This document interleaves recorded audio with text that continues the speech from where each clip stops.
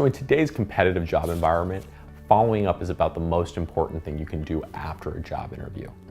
The day of an interview, it's very important that you send a thank you email to demonstrate that you're gracious and thankful that the person took the time to interview you.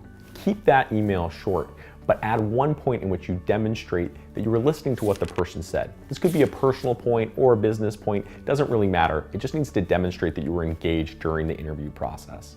And lastly, in this email, go ahead and ask for a timeline during which you can expect a response about a second or third interview. 3 days after the interview, go ahead and send a handwritten note. Now this is a really, really nice touch. This you're gonna keep totally personal and light. Don't put anything about business in it. Just express your interest in the position, your gratitude for them taking the time to interview you, and potentially point out a few key facts that you learned. Then about a week later, you're gonna go ahead and call to check in. Now, this timeline may vary a little bit.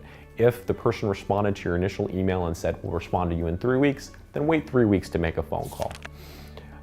But remember that a lack of response doesn't necessarily mean a lack of interest. So this phone call is very, very important. Recruiters are very, very busy people, and going ahead and actually giving them a phone call puts you in their consciousness. And this will bring you right to the front of the pack when it comes time to make a job decision.